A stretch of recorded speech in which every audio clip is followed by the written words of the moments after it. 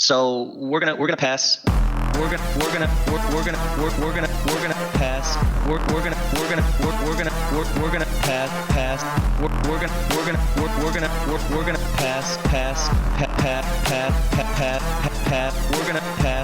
We've got him outformed by a good chunk, but this is just a fucking Fortizar in an unreinforced node, and this is about the worst possible situation we could take this fight.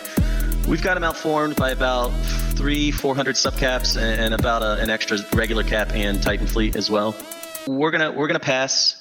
We're gonna pass. We're gonna pass. We're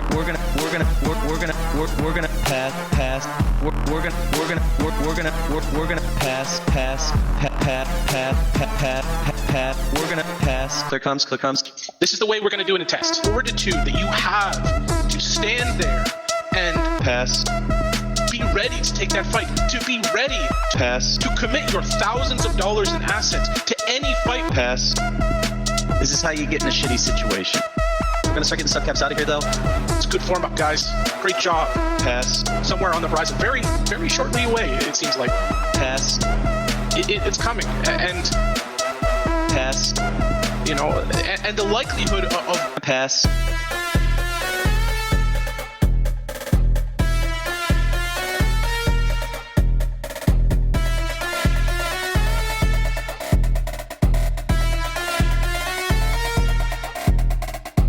Never before has such like a ramshackle, hastily organized group of chucklefucks tried to bite off more than they can chew in the history of EVE Online. They're exhibiting the strategic wherewithal of like a sorority fundraiser pillow fight or something like that. That's what we're up against right now, boys and girls. So buckle up. This is what you're up against. I know half of these motherfuckers are already looking for the door. I would be too if I had been talked into this ridiculous campaign of erasure.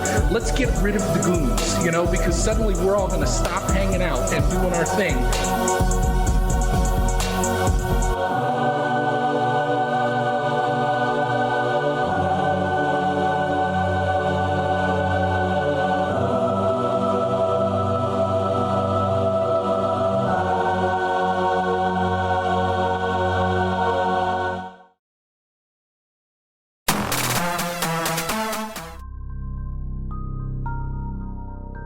You are about to receive messages that may be harmful to your mental state. Your sense of reality will be questioned. Your view on things will be altered. You are now part of the meta. The meta controls everything. The meta determines what will and will not happen. You are watching the Meta Show.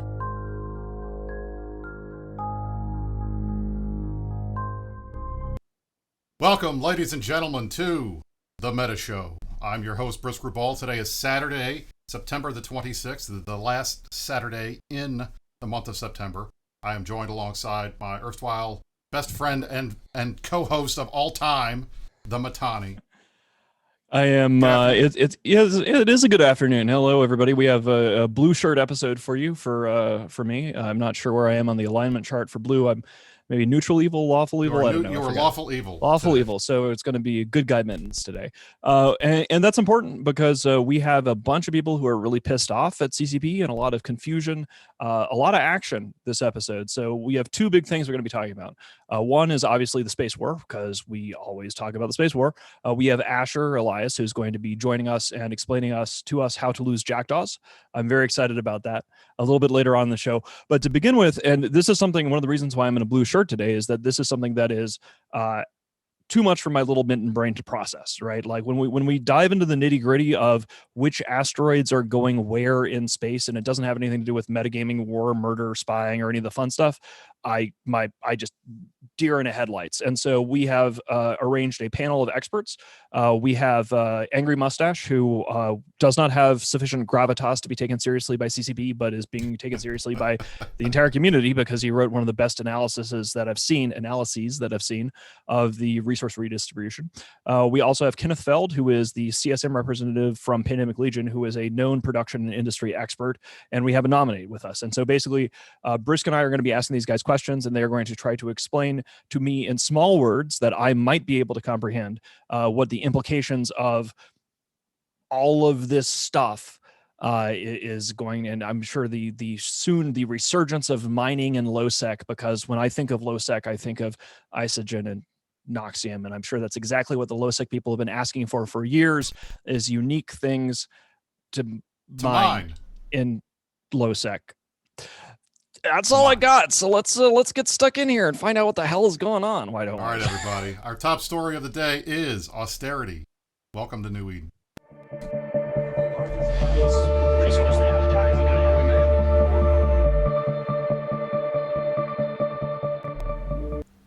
As we noted, welcome to our roundtable. We have a roundtable of known industry experts from across the game.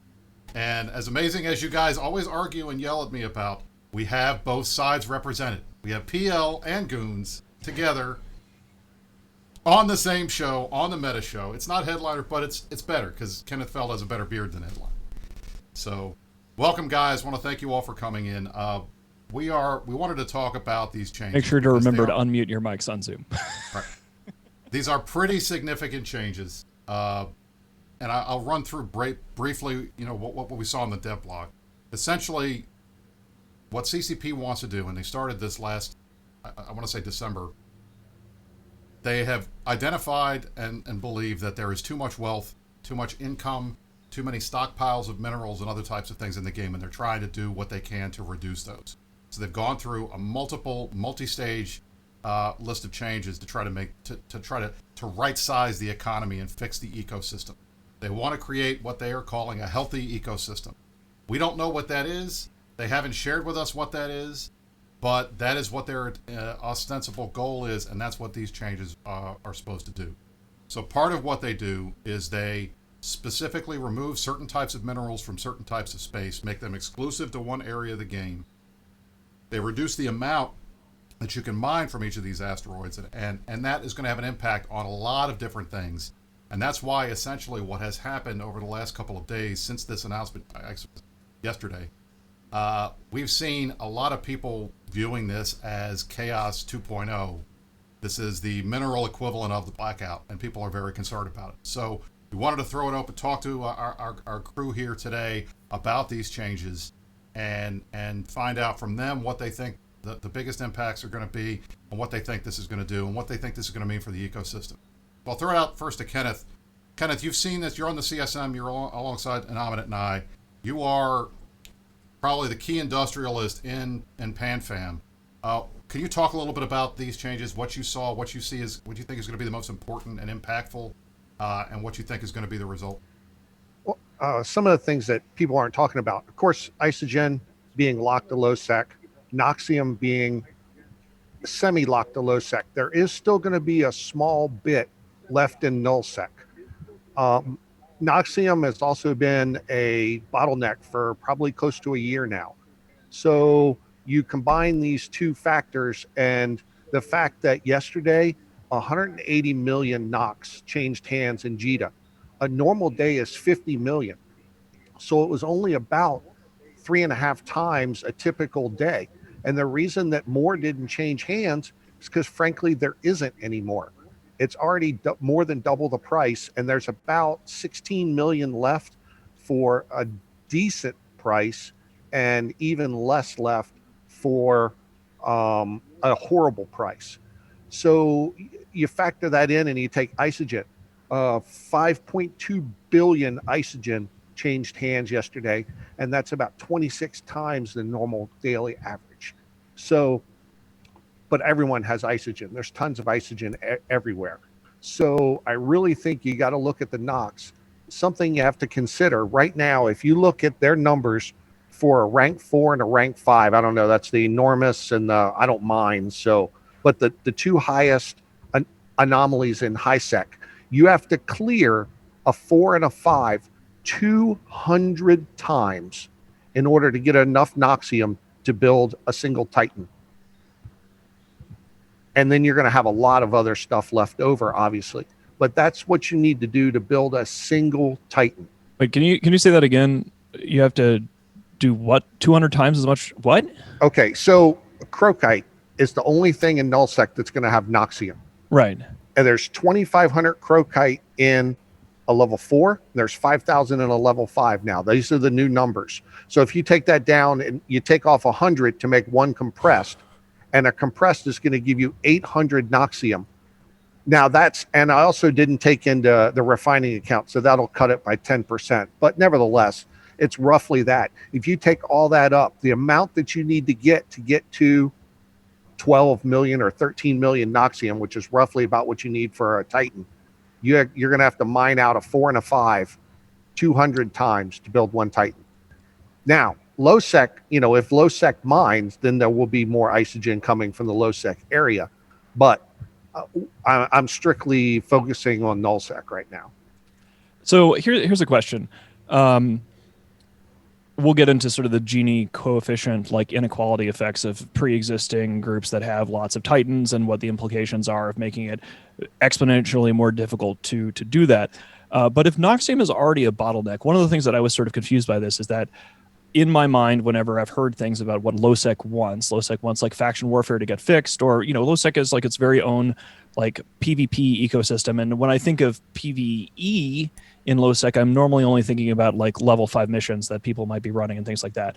Is there even mining in LowSec? And if Noxium is already a bottleneck currently, what would need to change in order to supply essentially that mineral basket that the rest of the galaxy needs for just basic spaceships? Like, what are we going to need to see here to avoid having battleships be costing 400 million ISK base for just a hull price? My gut feel is, and we don't know. CCP has been very clear that we don't get to know. I think they want to see where the point is for if we put this carrot out in LowSec and you mine head and hem, and how many million per hour can you make? Like if Noxium price starts going up and all of a sudden you can mine Hedbergite in LowSec and make 400 million an hour in a Rorqual, will they mine it? What happens if Noxium keeps going up and it's now 600 million an hour to mine it? Will some barges try and sneak out of there 3 hours before downtime when there's the PCU is the lowest and maybe get away with it? You would need to have low sec next door, so this would probably increase the property values of regions that are near low sec. If it got to the point that you need to have like locust fleets, God, the last thing I really want to do though is like ask, hey guys, let's all get together and go mine in low sec so we can get some Noxium. And obviously, fun. We don't live in low sec. But the two people on the CSM that do live in LowSec are, how do we put this nicely, fervently against this plan. But nevertheless, it is a plan, and it's what CCP are going to do. They don't intend to do it. They are doing it. And boy, I guess we'll all find out what happens together. And as we were talking about off air before this started, the larger groups, we have billions and billions of minerals laying around, just waiting for a 49U or a BTAC-R or something like that, and go home, lick our wounds, and rebuild. And we can absorb a few of those at least, but not everyone can. And now the ability to resupply is going to be severely limited. There's going to be some creative plans being formulated by groups to get the resources that they need. To that point, I wanted to ask Angry Mustache. Angry, you had put a pretty solid critique up on Reddit, and I'll link it in the chat, of what you think was wrong, or at least what do you think the issues are going to be with this release, with these changes. Can you walk us through your concerns? Because I'm interested in hearing more about it. Because it sounds to me, you did the math, and it looks like they're not focused on the right thing, as far as I can tell. Right. So my concern was basically is what is CCP trying to do? Because the mineral change is a means. They have to have a goal. And from what most of us would think, their goal is reducing the ability for people to build and field 1,000 Titans and so forth. And I think the reason they missed it is that ultimately everything in EVE is backed by man hours of work, with I mean, so for example, in the beginning of the game, you have your barges and you have your regular boost, so it's going to be 1,000 man hours to build a Titan of mining to build a Titan, and that's not accurate.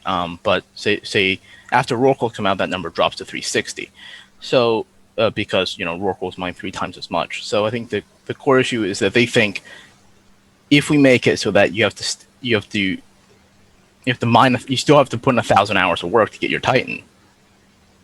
There's better ways to do it than making it so that that every other ship is also affected, because the fundamental problem is that Titans and subcaps all come out of T1 minerals.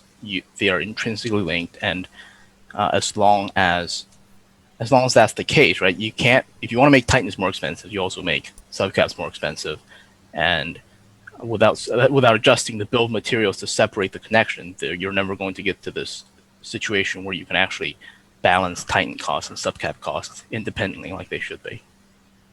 And I mean, I have just a very inept and ignorant understanding of all these things. So I'm like the designated dumbass who's going to ask the dumbass questions. And I'm angry either you or Kenneth or maybe Anonymous can jump in here on this. I'm not sure whether this is a CSM question or what, but my impression about this change so far seems to be kind of like, because CCP keeps saying that they have a plan, but they don't tell us what the end goal is, or like they're going to do something to get rid of these stockpiles. But none of the things that they're doing seem to actually be aimed at getting rid of any stockpiles, right? I kind of have the impression that it's like they stayed at a Holiday Inn Express and that they are now inside of a nuclear reactor control room, and they are just pressing buttons. And they're like, hey, like, we don't know what these buttons are going to do, and we're going to make no secret about the fact that we have no idea what these buttons do, but we're going to press the buttons and hope that something wonderful happens and it's not Chernobyl, right? Because it's just like it appears that there is a disconnect between the goals as stated in terms of what they're aiming to do, which is reduce stockpiles, introduce resource scarcity, and then the methods that they're talking about. Like, I don't understand how Noxium in low sec has anything to do with reducing pre-existing stockpiles from players. Nominate, do you in like CSM land, you and Kenneth are both on the CSM. Nominate, you haven't been called on yet. Can you talk about, like, maybe from a CSM perspective, like politely, what the hell?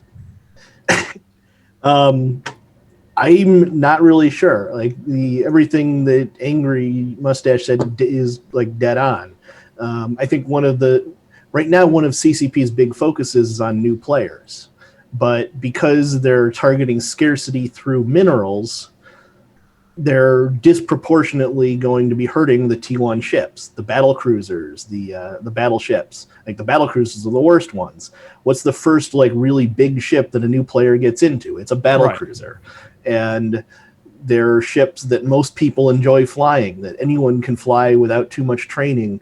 And by, when you keep increasing the mineral prices, you're forcing more and more into the hack meta that people are getting more and more sick of.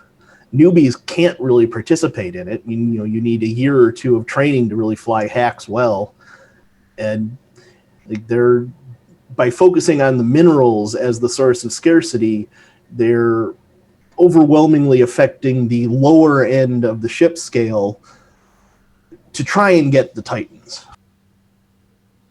And what frustrates me, or at least what I'd like to hear from you guys about, is it seems to me that without addressing what goes into these BPOs and these BPCs to make these ships, without changing that formula, you're only impacting one side of the required, I guess, formula for fixing scarcity.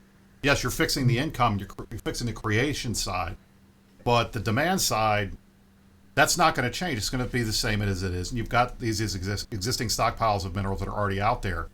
They're not going to get chewed up any faster unless we suddenly start destroying more ships. Now, yes, we are in the middle of a war. We've seen 10, 12 trillion-esque worth of losses on both sides. I think it's true that it's important that they work on this. But do you guys think, and I'll throw this open to the group, do you guys think that it would have been beneficial if they had tweaked some of the mineral compositions of these ships to make it more needed, make the stockpiles dwindle faster? Would that have been something that you would have like to have seen or suggested to them if we had the opportunity to Well, provide I feedback? think the if there's some good articles out there about currency inflation in MMOs and how currency inflation is a thing that happens and a thing you have to deal with as a game designer. And one of the ways around it is to basically create new currencies. And you see this in every game. And minerals are one of those currencies in EVE Online.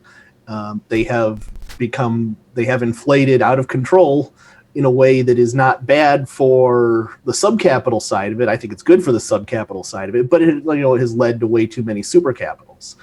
And the way to deal with that is new currencies, new things that like new build requirements for the Titans that are better controlled, that don't affect the lower end of the game. And this isn't even a new problem. This is probably the first big balance problem that CCP ever ran into. When the game was first released, the map was very different. What was now high sec was low sec and even null sec. There was a system, one jump out of a Mar was actually null sec. And those systems all had Arcanor and Bistet. And so the people who were there for those first couple of weeks of the game, we were there in our rookie ships. We were mining Arcanor and Bistet. We were selling it to NPC buy orders and just generating a ton of ISK, turning those into BPOs, turning them into production lines, turning them into cruiser production lines, and generally building a huge head start on wealth. Not just ISK, but wealth. And then CCP saw that this was going too quickly, and they redid the map to look like it does today. One of you needs to mute your roughly fucking microphone because there's an little bit echo of in the echo. background. There we go. Keep going now. I'm sorry. Yeah. So then they redid the map to look like it does today, and they moved all of the Arcanor Bistet out into the deep nullsec, and the game changed. You now had these people who were there for the first couple of weeks, who were flying cruisers, had cruiser blueprints, were starting to get the battleship blueprints, and then you had the newer guys who were stuck there mining Amber and spending a week to try and get their upgraded frigate. And that wealth disparity created in those first few weeks took a decade to sort of boil out of the game. So Stalking actually asked a good question, and I'd You like go. to throw this out to you guys in particular. What do you think? Do you think it would be feasible for them to add T2 building materials to the capital components to create another bottle? Do you think that would create a bottleneck? Would that be beneficial? Would it help drop the Moongoo stocks that we have out there? What do you guys think? I don't think so. Yeah. Well, it depends on which moon goose, because the thing, right, is that you're shifting the build pool from capital sharing with T1 subcaps to capital sharing with T2 subcaps, which I think is no better, because with capital so strong, if you add T2 subcap production materials to their build materials, you're going to drive up the cost for T2 versus capital balance. However, there are several types of moon which aren't used as much, which is the R4s and R8s. Nobody uses them. They're trash. Their ore is worth less than than regular minerals. So if you did that, I think there wouldn't be as much of an issue. But I don't think it's plausible to add R64 and R32 to capital build materials. Those BPOs already exist in the game. They're used to build one ship right now, jump freighters. That's it. There's actually 8 BPOs in the game that aren't used for anything. When I first got on the CSM and I pointed it out to a few people on our private Slack channel, I was challenged. And after they figured out that I was right, they were surprised. They've been in the game forever and they're never used. They're not used for a single thing. So there is plenty of room to add that to capital building. One, it would make capital building a lot more, I don't want to say difficult, but it would be a multi-tiered activity and would slow down the production quite a bit, because you would need more people building different inputs, that kind of stuff. You'd have to gather from multiple areas of space. and to keep them relatively the same cost, or you could one more lever to pull on cost, because you could add in the BPOs for these capital components and then lower the mineral requirements, so capital ships weren't based nearly as much on minerals, which would free up minerals for T1, drop the price of T1, which is kind of what we're looking to do. Tech 2 would take a hit on price, but CCP has said openly and publicly, I believe, because I heard this from someone else, I didn't hear it from the CSM, that they think T2 is too cheap. So that would put more pressure on Tech 2 ships, drive up that cost, make capitals more difficult to produce, especially Titans and Supers, which would put even more pressure on people that produce them, therefore limiting how the throughput on a Titan, limiting how fast you can build, therefore limiting the Titans, increasing the price on T2, and reducing the pressure on T1 minerals.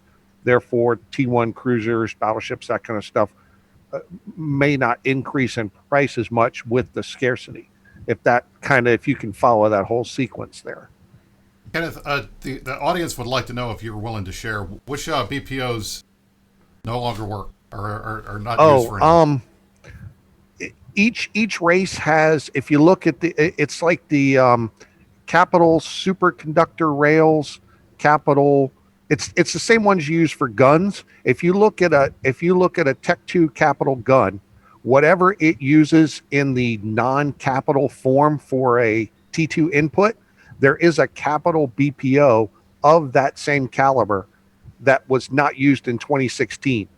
I begged them to use it, and whoever, I don't even remember who was doing industry. Uterbium was on his way out, and I don't think they wanted to deal with it. So those were never used. And then the other BPOs are the pulses. So like the EM pulse, the radar pulse, whatever those pulses are, that are used for like EC in the non-capital world. They used to build the ECM jammers and different things like that on the subcap level.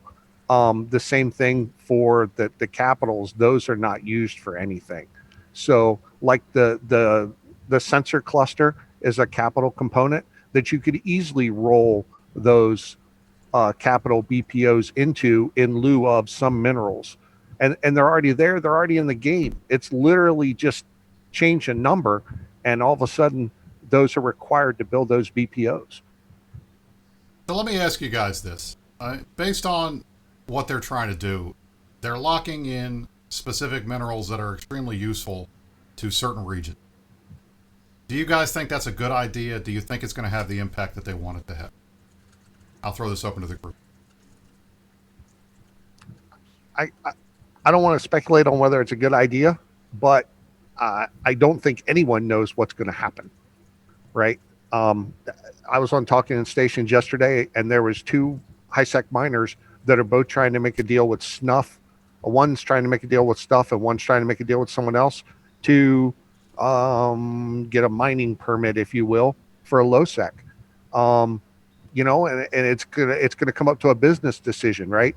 If they can mine 500 million an hour, they pay Snuff 100 million an hour to mine freely without getting dropped on every 3 minutes, and it's profitable for them, then they're going to do it. If they can't, then they're not. And then you've got to look at the PLs, the NCs, the Goons of the world, the Test and Brave of the world, and are they going to, like, is Goons gonna, what was that program y'all had, the diplomatic something or other thing with LoSec? Are you guys gonna go out and try Viceroy programs? Yeah, like that's it. Yeah. Are you guys gonna try and take Iridia or Corzor or one of the other places down there? It's a good thing that we live next to LoSec if we had to do that. I mean, that's Right. convenient. I mean, it would really suck if you lived in like I don't know, the drone regions or Yeah. the galactic southeast or something like that. Yeah, all someplace five that, of our that LoSec didn't systems. border. So here's like, I'm just trying to figure out here. Like, I expect it's going to screw the little guy, because whenever CCP does something like this and they don't understand what's going on, or they make promises about things that are going to happen down the line, whatever, they clearly don't seem to understand exactly how things work, and I'm fine with that, right? Like, I'm sort of used to that. But my question, I guess, is, do we have can I get like an estimate from somebody, like, in like a month if this goes through. And again, like I don't even think we've talked about the fact that like Mercoxit, which last time I checked was critical for T2 production, is getting nerfed by 90%, right? Like, so is that going to make a difference, Kenneth? Is it Mercoxit? Doesn't matter. Okay, don't worry about that.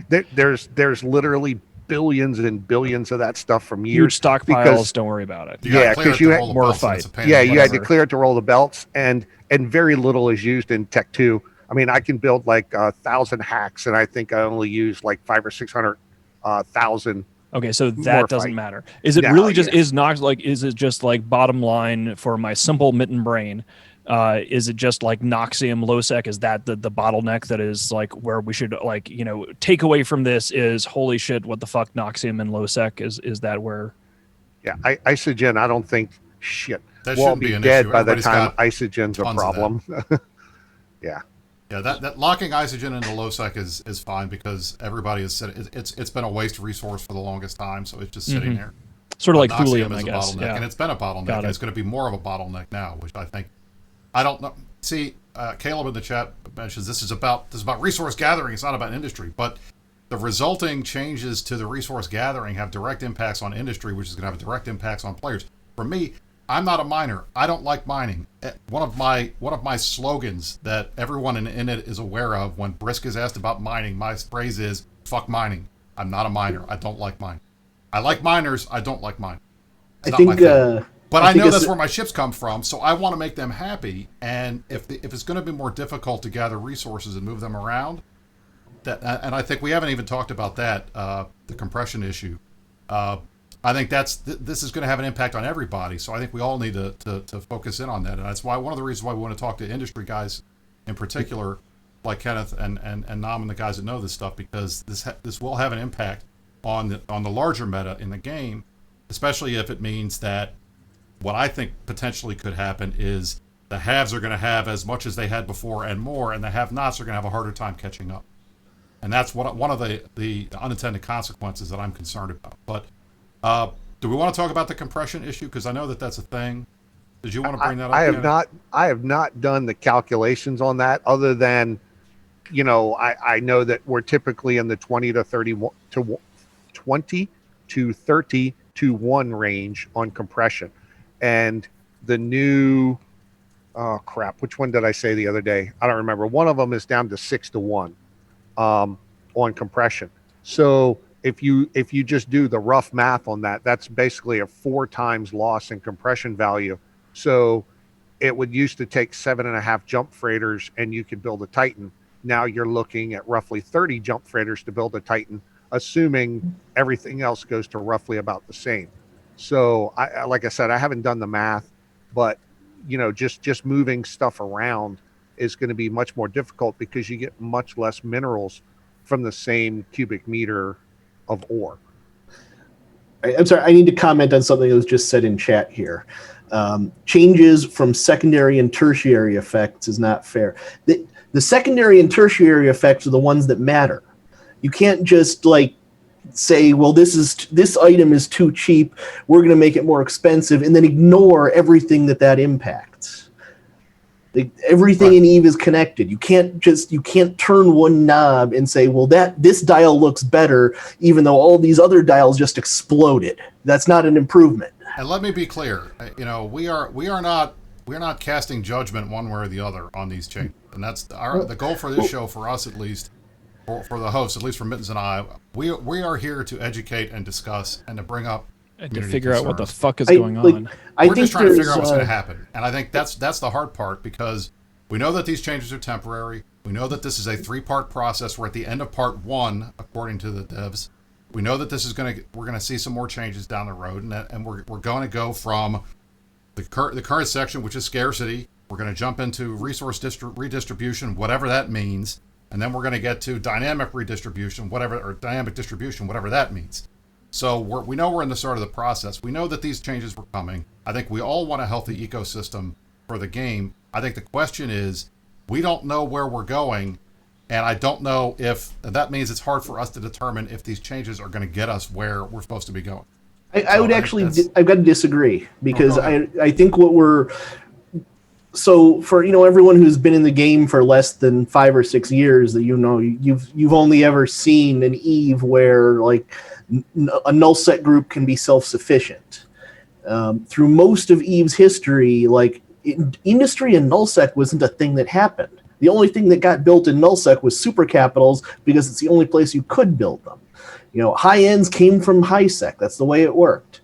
We're just kind of going back to that. The prices are going to be skewed, sure, and how much mining actually happens in low sec is an unknown.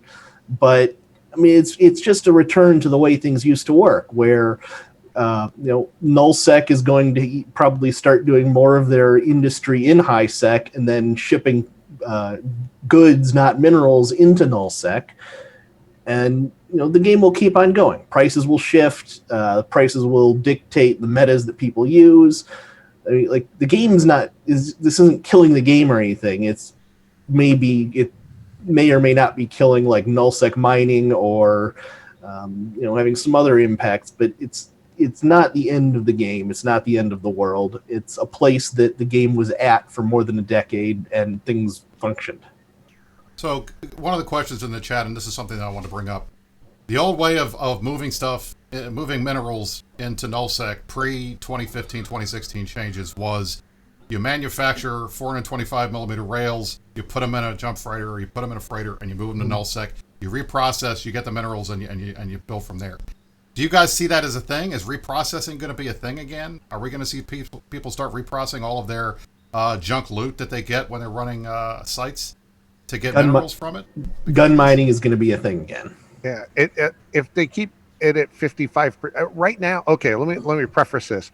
There was a lot of things that I thought were absolutes 6 months ago that I no longer consider them absolutes.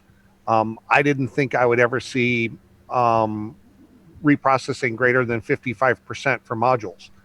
I now believe that may change. I never thought.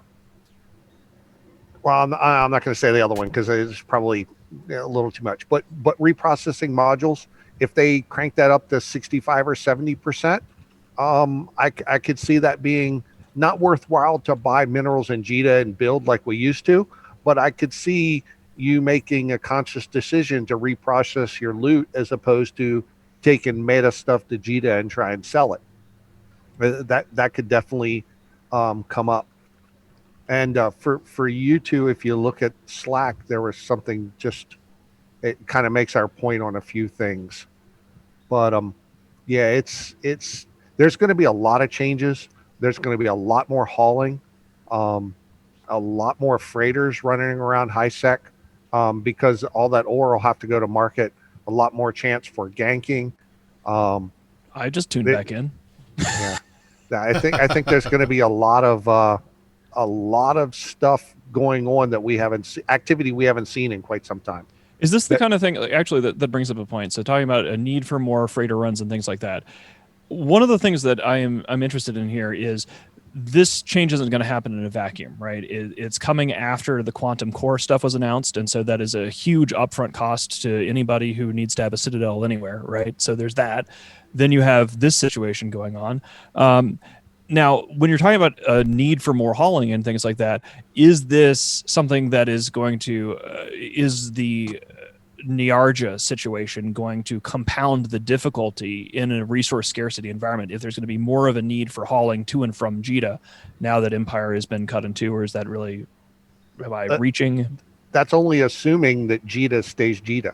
I've said for quite some time that I think Amar and maybe even something further south pops up. And it'd just be tragic if Amar became the new trade hub. That'd be so sad, wouldn't it? Or not a new trade hub, but I mean, as you well know, goons haven't used JITA indexing really much for anything over probably 12 to 18 months. I've pushed for that in PL. PL went away from using JITA for most things probably 6 to 8 months ago, somewhere around there. You just can't rely on it like, 5 years ago. JITA was that was the gold standard. That was like Fort Knox. But now it's shit. I mean, you can go there sometimes and there's not even stuff There's to buy. not stuff. Right. You're absolutely right, Kenneth. And that's one of the things I think is interesting is that Jita has been the fundamental trade hub for a while, but between the Nyarja issue and other things, you're seeing other trade hubs becoming just as filled and easy to find stuff as Jita. Look at the MER for last month. Right, exactly. It's already showing up. Look at the trade, you can start seeing that it's going down. A lot of people got mad about Nyarja. Well, makes trading so much harder, but oh, poor babies! I think poor it's actually babies. probably the best map change that has happened to the game ever, and one of the best changes that has had.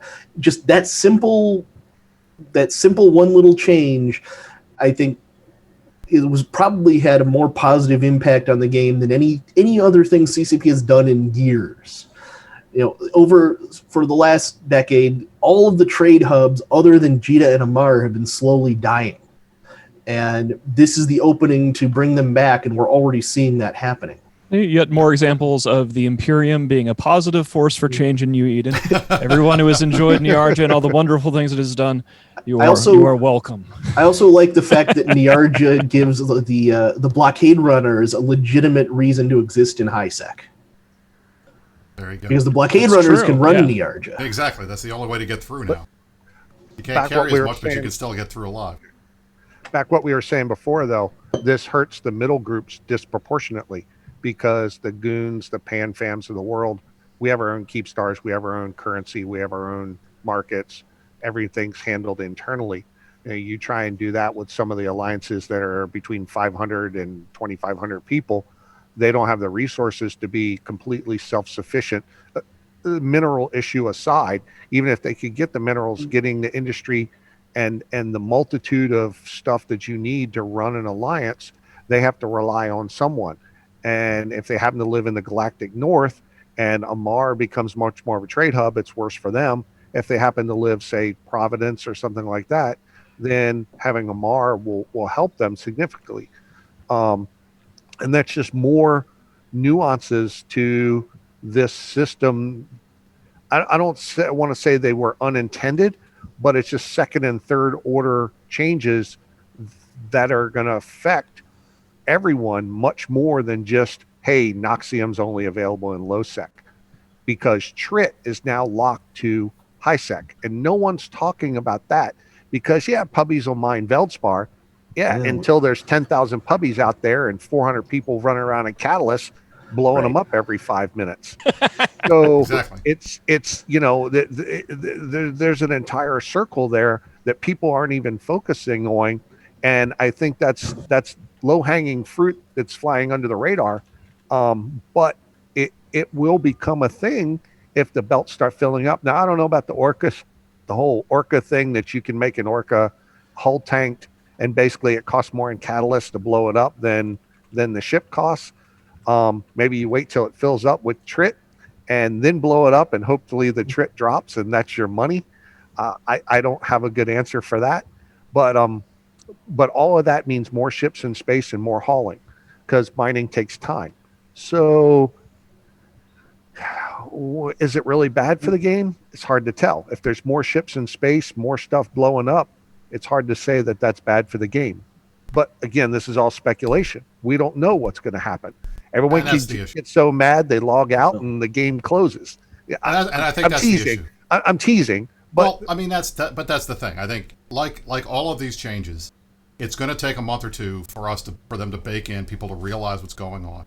I don't think we're going to start seeing really any kind of major changes in behavior for at least a couple weeks after this goes live, assuming it goes live. I don't know. When's the next? I guess next middle of October would be the next time that they would do a patch. I would assume we'll start seeing that stuff maybe in November at that point, and then that hopefully they'll be watching and iterating on it. They've said that the CCP stream they did yesterday made it clear that they're going to pay attention and see what players do and make changes based on that, and I think that's all we can hope for. Are we gonna talk about the CCP stream and how it pissed off? So I woke up yesterday at 2 p.m. because I was up until 5 in the morning, brainstorming with the guys about stuff. This was a couple days ago. I wake up in the afternoon, and I'm expecting to do Space War stuff, which is what I like to do because it doesn't melt my brain. And then there was all of this crap everywhere, and that CCP had done a stream, and that they had basically, is there a clarification, or if they walked back the stuff about how high-sec botting is low impact and they don't care about people? Like, what the hell did they say on the stream, and have they walked that back? There was some sort of a, like, it's fine if people bot in high sec if orcas, like, 1, what the fuck? 2, have they walked that back? 3, what the fuck? So as far as I could tell, they've not walked it back yet. I don't want to put words in their mouths, but what I believe Rattati said was they were focusing on what they considered to be high impact botting, and I would assume that is ISK related, because that's direct money that goes straight into RMT. Right. And I guess they consider the mining, botting, potentially whatever's happening in high sec with orcas and everything, that is lower impact because it's secondary effect, because you're creating minerals and then you got to sell them, and then you RMT the ISK. I think that's probably short-sighted, but I don't think he was saying they don't care. I think he was trying to say that they're focusing their resources on what they see as the biggest threat, which is the direct botting to ISK to RMT pipeline. That on the totem pole of botting, that's near the bottom, I think, is what he was getting at. There's much bigger things to go after first, and it's not that they don't care about it, it's just they only have so many resources to go after the bots, so they're going after the bots that hurt the game the most first. Once they eliminate them, then they'll work their way down the chain. Right. And as much, I know we hit on botting all the time. I know the player base hits on botting all the time. But the chat has mentioned this, and I will just say this. Look, when you compare cheating in EVE to cheating in other games, we are nowhere near as bad. And the company has focused, I think, a lot harder, a lot more resources on this in the last year or so, and the numbers are starting to come down. They still need to do the work, but I think the idea that they're not doing anything, or that botting is okay, or it's being winked at, which had been a belief in the community as recently as last year, I don't think you can say that's true anymore. I don't think it was ever true, really, but I think the perception is starting to match reality, that they are working hard. And I think some of the things that they are talking about doing, in particular, the one thing that I liked that they mentioned on the stream yesterday was we're changing that report ISK spammer, which has not been a thing in 10 years. I didn't know if they said that publicly. I was scared to say it. Well, I'm happy they finally said it, because it's like this is something to make it easier for us to help police this, and we'll do it. I think the players have already demonstrated that. So I was very pleased to have them say that. But anyway, all right, gentlemen, we are at the 50-minute mark. I wanted to tell you guys this before we started the show. This meta show, you're going to get a little more value. We've got a lot of other stuff that we still have to do. It's been a busy fucking week, guys. Today. Just be ready for it. But we're going to keep these guys if they want to stick around. But we're going to talk about 49 Tech. We're going to talk about war stuff. And we're going to. And actually, do you want to go into Cool Kids mode when we do this too? Yeah, actually, and that'll give me a chance to try to wash all the minerals out of my hair. There you go. All right, everybody. We're going to go to the Nullsec Power Hour and talk about the war week 13.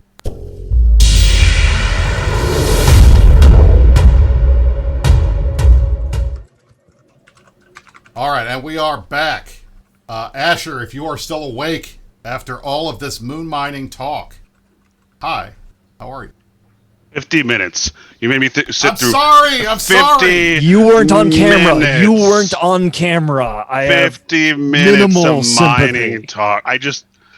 I've been arguing about the Holocaust on Eve Reddit, so it's been much. let me put it this way: the Holocaust has been a more enjoyable topic than 50 minutes of Eve mining. That's all I have to say. I know that normally we spend a lot of time with the fun stuff. Sometimes you got to eat your peas before you can get to the steak. You got to. I mean, like almost 1,200 people watched that, right? I'm a ribeye fan. Ribeye. That's a good man. That's the steak that'll tell you the most about the steakhouse is the ribeye. That's true. That is legit. Absolutely. Anyone can 100%. make a decent filet mignon, but the ribeye is where the artist history comes from. I want something with some fat. Well, the trick with the filet is you order it black and blue, and only the really good places can do that well. You know, the most overrated cut is the New York strip. Absolutely. What a worthless cut that is. Why is it so expensive? I don't get it. I don't, because a good sirloin is basically the same as a fucking so you can get away with it. All right. Anyway, let's talk about spaceships like everything blowing else up. in New York, Please, overrated. Can we talk about spaceships blowing up? Come at me, New Yorkers. Hey, there you go. Spaceships blowing up. Oh my god! Well, a minor fight that I didn't think was a big fight. We had a giant big fight on Wednesday. You want to walk us through what happened both nights, and we can talk about it? Both nights. Wait, what other night are we talking about? I guess we're talking about starting with. We had the warm up the night before. Are we starting with NDII and then going into 49? NDII Yeah. NDII. I just wanted to see what they would do. Like that was credit to them. We killed the same number of dreads, but they killed like 10 faxes, and a lot of that was due to miscommunication. We just had like we had our Baltic fleet jump in, and then every fax went triage, like unbeknownst to me, and apparently unbeknownst to the FC. So that's our fault. Like we gave up about 5 more faxes than we had to. But that's at this kind of war. That kind of fight is like. I mean, it's you don't want to lose any fight, but sometimes you're willing to go in and see what happens, right? So that one, that was fine. We were outnumbered about 2-1 on that one, and interestingly enough, in 49U we were outnumbered about 2-1 as well. So that seems to be about the playing field that we're dealing with. I linked the battle report to 49 tag for folks that may or may not have seen it. So they 49, we wanted to go in there, nuke the dreads, and then get out. And with a PDS, you can clear bubbles. You just kill Hictors, and then you can sort of moonwalk out of there. Unfortunately for us, the PDS did not turn on. And that's just like when you're in Metaliminal storms, happens. Right? Yeah, like gotta roll a dice. That's one of those things I was talking about earlier. Is like CCP already has metaliminal storms in the game, which is their code, right? Like what's the server weather today? Like are the Fortizars going to work? Like you can have a fight that you're perfectly cool with, and you're like ready to go, and you got a cool plan, and then you like press the button that has worked in every other fight, and then abruptly, the button doesn't work. You're like, well, we're gonna lose 17 super carriers about it. Like, I didn't think we lost that many. Like, I wrote an AR, and I thought we'd lost around like 12 or 13. So it was a bummer. It was a bummer to lose that many. But I don't think like we killed. What did it come? 90 dreads, something like that. It was pretty significant. I didn't even actually like dig through the formal when we finally got. I was just really proud. Like I love it when we have a fight that not only like manages to like frag the servers because we're trying to kill each other so hard. Though I don't like that. I wish they wouldn't. But also Z kill goes down for hours. So this fight was kind of cool because we're all like, we have no idea who won. We have no idea. Dude, wasn't it better? Like this is a serious topic. It was seriously better that Z-Kill didn't exist. Don't you guys think like the moment that Z-Kill didn't exist and both sides are like, yeah, we won, everyone was happy. Like that was something like, and I obviously already have a problem with Z-Kill. The way it values supers is not like indicative of reality. So I knew even if like the fight had gone the way that we wanted it to go, it would have on the Z-Kill, it would have looked more like a draw. And the Vendetta wouldn't have helped anything anyway. Yeah, I don't care about that at all. Just so you know, he uses CCP's numbers for supers and titans.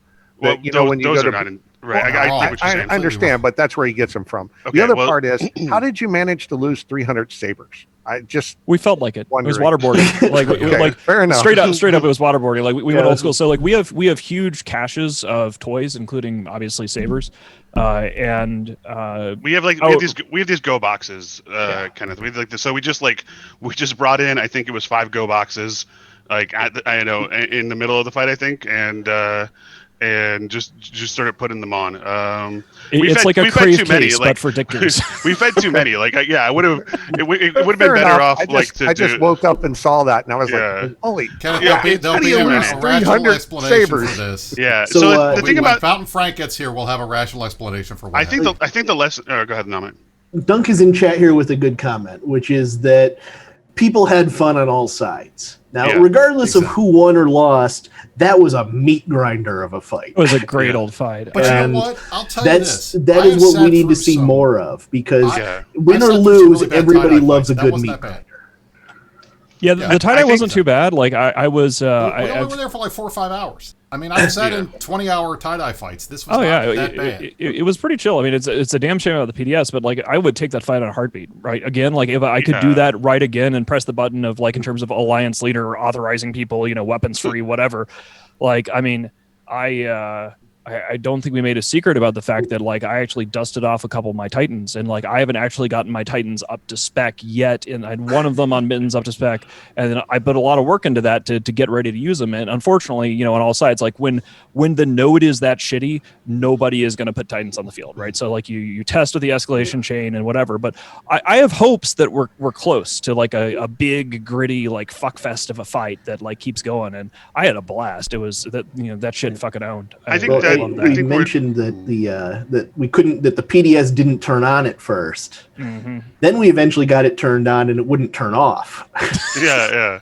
That PDS was just really Whelp gods temperamental. giveth, the whelp gods taketh away. You know, it's We had the same issue with in it. One of our supers had let a smart bomb go off, and he couldn't turn it off, and he ended up. I think he got down to 10% armor before he finally lost his weapons timer and retethered up and didn't die. Yeah. So there was some clenched butt cheeks in the chat a couple times during that. Don't turn on a module you want to ever turn off in that kind of fight. Like that's the sort of rule of thumb. You're probably never going to turn your guns off until something dies, right? Like that's just how it works in those big tie-dye fights. I think we're happy to take those kind of fights. I think that the next time the PDS will work. I think that that's a lot of dreads killed, and I think we could have put ourselves in a situation where we did put ourselves in a situation where we could have lost less supers. We just got unlucky on that one. So, you know, congrats to Pappy on that. Like that's, I'm sure that they're really happy. Our guys are really happy. Let's do it again soon. Yeah, I think there'll be another one. And, I mean, I hope. I don't know. Like my fear is that these guys will like. I don't think the big entities will, but like, you know, I don't know if they're going to get like scared of resource shortages or whatever, but like we have more than enough supers and dreads that I'm a big fan of primarying by poverty. So like one of the things that's tough in a big fight like this, or in general when you're dealing with different entities paying different prices for different ships, is finding out, and I think we found this out in the middle of that fight. Asher, do you remember was that on the Horde side? Who was selling fitted Nixus for 38 billion ISK? That's like 35 million ISK cormorants, but like even worse. Yeah. But like we found out that the bad guys are paying like up to, and I assume that most of them are at least in the early 30s and not in the higher 30s. But like, you know, finding out that the bad guys are paying like almost twice as much as we are for supers is just like, I don't even know. I saw a bunch of nerds mad on Reddit about like Asher saying that something costs like 3.5 dreads or whatever. Like there's a whole bunch of like really lame people who are going, you said this math was going to go to this number, and you know, you said there was going to cost this or it was going to cost that, but it's obvious that our shit costs way less, between like 40 and 50% depending upon the hull, than what the bads are paying, and I'm totally cool with that. Like I will absolutely trade super carriers if you guys are paying 38 billion for a fucking super. I think most of ours are about 30 to 35, somewhere around there. So I don't think 38's probably 30 to 35 is still. I mean, it's, I don't it's know. more than we pay. It's still hilarious. Like that's way more. Than here's my thought. And I don't know why. I don't know why the like this is my personal theory, but like we used to have like a guy who was sort of like our builder in Goons, and he basically set the price because there was very little competition. He was just the builder, and he was kind of blessed by leadership like way back then, you know what I mean? And I've noticed in some other alliances that they have like a lack of competition. So although we do get cheaper inputs to some degree, I don't think that the advantage is all in that we mine it so it's free type stuff. I think it's that we have a lot of competition. And I think it's probably because I was thinking about this. People view the Imperium as sort of the most industrial alliance, right? And so if your goal is to be a space builder, like I want to be a guy who builds the Titans, right? Where would you go? Like if you're just joining the game, you would go to the Imperium if that's your lifetime goal. So we have lots of people who build ships. So when you have 15 producers, they have to compete and get the price down to a relatively reasonable level compared to if the other alliance has one or two. You don't get nearly as much competition. That's what I was actually kind of thinking about the other day when I was trying to consider why the prices are why they can have 35 million cormorants for Horde is because there aren't people in Horde selling cormorants for like a civilized price, right? You know what I'm so happy about? I'm so happy we talked 50 hours about mining, and now we can talk about industry. Yeah, we did it. There you go. We did it. The circle is unbroken. There we go. We're back to the beginning.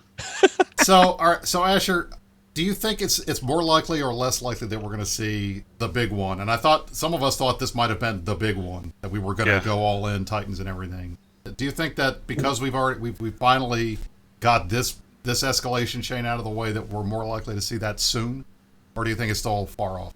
I mean, I think this war's going to end up being a series of big ones, right? It's going to be engagements where one side, decides to cut its losses and makes an extraction, whether that's clean or dirty. They'll still get out. Like, there's too many ships to kill, to kill a fleet. You're not going to kill a fleet of Titans. Now, you could kill 50 of them. It's got to be a grind, right? Like, it's going to be us grinding them down and them grinding us down, right? And then eventually one side breaks, right? It's not going to be like, there's not going to be like one fight where everything happens. I think that you're going to see more of these 49 tech style battles, and hopefully the server weather works. But the fact of the matter is that there are so many supers and heavy hardware on all sides that you just can't kill them all in it's going to be at least like 10 fights basically. And especially I think that the bad guys have been very open about the fact that they're unwilling to hit our shit in Keepstar. Like, they don't want to attack our Keepstars. Maybe they'll wait 35 days after getting an iHub there, and like the whole Villy and Piggles will take forever to do a thing, and hope that PanFam cleans up all the random citadels. I think it's going to be multiple fights. If I had this kind of advantage, if I had 2 times the numbers and 3 times the overall pilots in my coalition, I would be pushing through every gate. Like, I don't I just, it's just, not in my DNA to play it that safe. And it might be the correct play. Like, that might be the correct play. I have some reservations about it, but you don't know until it's over, right? You don't know if playing it safe and just taking the incremental approach is the best way or not. But to me, like, if I had those numbers, I would have gone through those gates. I would be going in on the Keepstars. I would try to get things done. If I was in charge of their attack, I would have invaded. I mean, it's too late because it's 3 months in. But when their forces are still fresh, I would have immediately, if they had enough Keepstars lying around to coward they around like 15 Keepstar jumps or whatever to avoid going through a regional gate because lame. I would have big dick ballered it and just immediately dropped a couple Keepstars in like NPC Delve and then tried to helicopter dick everything, right? But I would have done that from the get-go, right? Do you remember day me telling you, July 6th, bam. Do you remember me telling you like 3 weeks before the official start of the war that was like my number one fear? That's why we're talking about it on the Meta Show now. It's 3 months later, and now it's sort of safe because the moment has passed and Villy done fucked up. But I told you like that we were not ready. Like, they could have blitzkrieged. Oh yeah, if they went hard at us right when we were still like withdrawing from Cloud Ring or something like that, we would have been up shit creek. But the whole like Villy like slow and steady and I'm a very serious person. Let me fill out a NATO op form, like whatever the fuck. So like with the that's a PanFam op form, not NATO. That's right. Like with the to get that big Titan fight, that kind of requires cooperation from both sides. Like if you look at X47, that was both sides kept their subcaps out of X47 until the supers were in place, and that's basically what held things up in 49. There were so many subcaps clogging up the system that the tie-dye got too bad, the server started to break down, and it gets to an environment where nobody's going to throw Titans in there. And they're damn near irrelevant too, the subcaps. Like, at that point, all they're doing is clogging up the server. They're shooting dictors. They were shooting 300 dictors. Like, that was like that's like the purpose. But like, you could, you almost have to, and it's a good point. You almost have to like agree, like sort of. I don't know if we call it a gentleman's agreement or just like a server agreement. But well, if one side wants the other to throw down with Titans, they have to create a server environment that makes that possible. Yeah, because they're like we were looking at it during that fight, and we're like, there's just no way you put 3 Titan fleets in here. This server's done. Like, this server's done. People are like trapped in space. It just didn't make any sense. So and that's the thing. Like, one of the things I think that made X47 and ULX work is that it was primarily a Titan fight. I mean, when we dropped the super heavy tackle on the Titans with supers, I mean, they didn't need fighters. We were just going in to tackle. Having that many super carriers on grid with that many fighters out, that's all kinds of extra lag, all kinds of extra stuff that the server has to deal with. And I know I and others on the CSM, and I'm not going to speak for Nam and Ken, they can say if they did it or not, brought up the bounty issue that I know people talked about. The bounty calls in these big, really 10% tie-dye fights are completely unnecessary. They should turn the bounty system off when it hits 10% tie-dye, or just turn it off, period. I don't. But we got Angry Mustache on here. Have you heard his idea? He should pitch it. Like, what's your idea, Angry Mustache? Calculated downtime. Yeah. Right, yeah, exactly. That would be fine. I don't think anybody would complain about that, you know? Wait, what? Calculated downtime? What is this? Run the bounties for the day at downtime. Oh, calculate the bounties at downtime. Instead of doing it immediately and processing Why the it fuck don't they do that? Right. Like, easy. Exactly. Well, I mean, would anyone here care if the bounty system got removed? Would you No. even notice? No. Nope. So to Anyone in a bunch Twitch of chat extra care? lag for no reason. Yeah. to credit to CCP, it is, even though we see those calls piling up and the client waiting on them, it's not clear that those are actually blocking anything else. They're definitely slow. They're definitely adding to the load, but what their actual impact in is something that I think we as players mostly don't have access to. So supposedly they're like the lowest priority, right? But Right, but if it's non-zero, that's enough reason to turn them off. Exactly. We were When still it's getting non-zero bounty on notifications. 6,000 people. Yeah, that's an issue. We were still getting Right. bounty notifications in sub 10% tie-dye, which means that they're going. Like Right. the server still said, I have the ability to run this, and then it did it like in the middle of sub 10% tie-dye. So Right, and once the server hits that 10% tie-dye mark, people talk about worse than 10% tie-dye. Tie-dye does not go past 10%.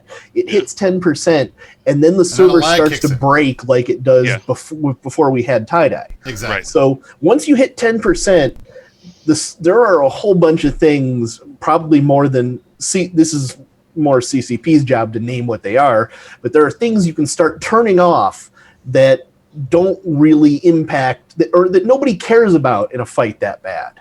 yeah. And you can recover those CPU cycles and put them into the fight where it matters.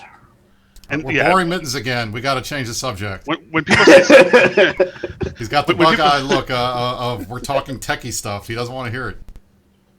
So, all right. I'm doing my best. All right, would you guys? All right, do you guys want an actual war update now? I think it's probably about that time. I think we need an expert. I mean, we've Get, like, been a too real busy unbiased talking. war update. We need an Someone who's unbiased, really real truthy. war update. We've heard from Serious Asher, business now war let's get update. an expert. Exactly. Yeah, exactly. All right. So here we go. War update time.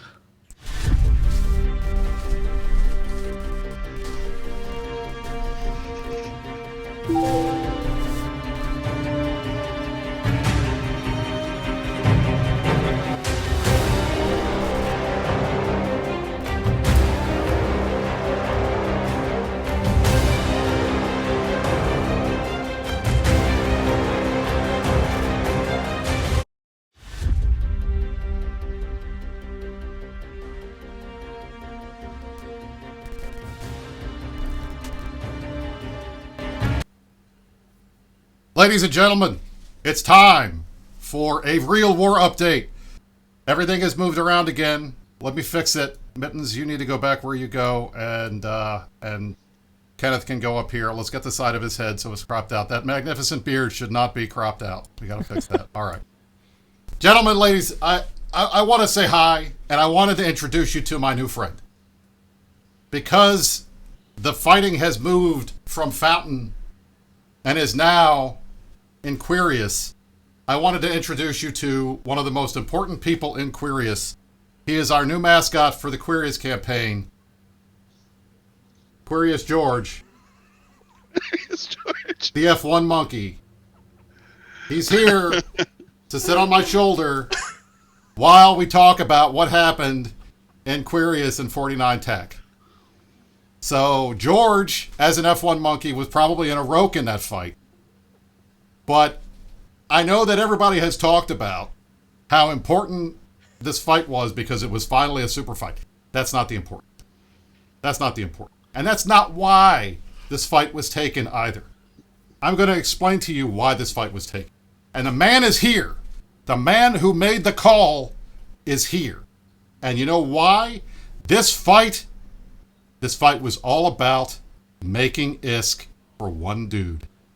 And that dude's name is Asher Elias. And you know why? Look at this. Look at this.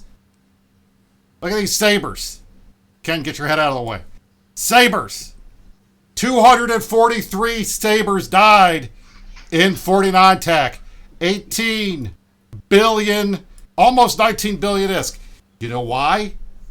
Asher's got a saber BPO. Yeah. He's got a saber BPO.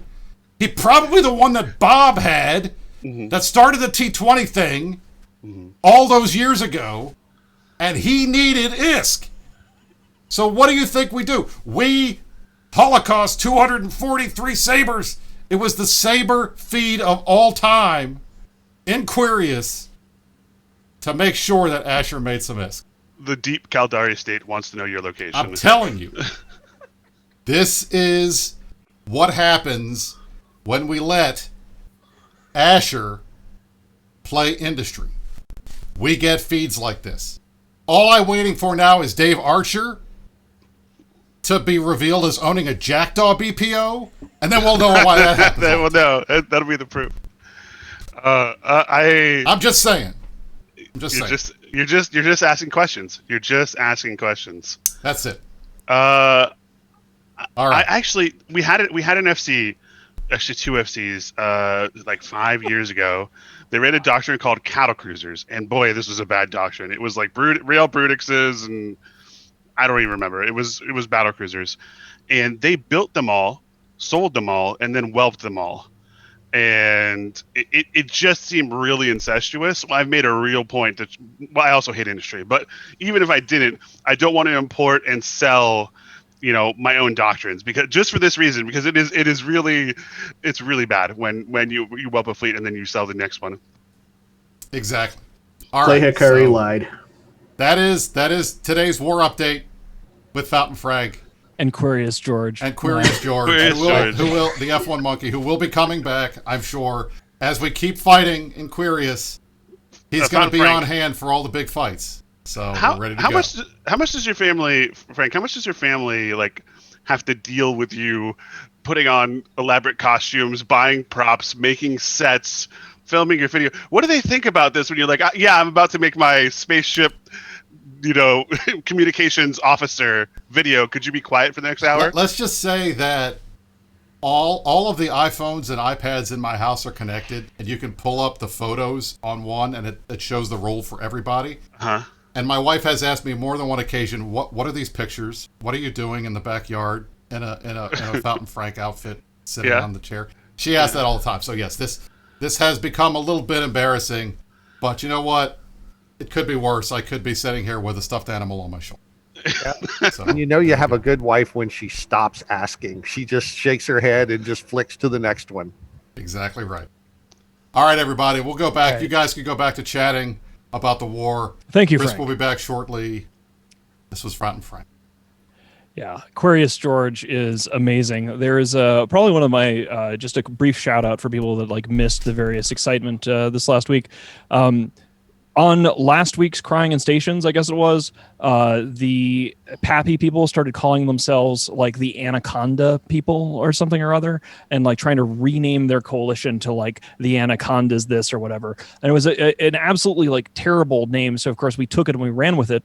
And on the somethingawful.com thread, there's this guy who we're calling Quirius George, who was like, Anaconda this, Anaconda that. And he made 20 fucking posts referring to the Anaconda Coalition, how they're totally going to strangle the Imperium. And then I think all the Crying in Stations crew tried to act like it didn't happen. They moved away from the whole snake people, no standing up because snakes. And the guy just had the most amazing backpedal going oh, we never called it that. This is a thing that you goons did. We never called it Anaconda. No step on snake.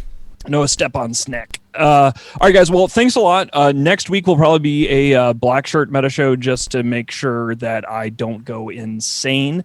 We will be continuing to grind through the implications of this, though, because while I might not be able to pay attention to industry or mining for very long, the important question here is what's it going to do to the chessboard and who is going to get screwed? And that is always what we're trying to analyze whenever CCP swings the nerf bat. What regions are up? What regions are down? Who's fucked? Who's up? Who's down? We'll figure it out. We will hit on this again next week and see if there's been any movement from CCP about some of the more exciting nuances of the industry rebalance. That's all I got. Thank you all for watching. Thank you for joining us. You got an extra 17 minutes of the Meta Show today. So thank your lucky stars. You got more content.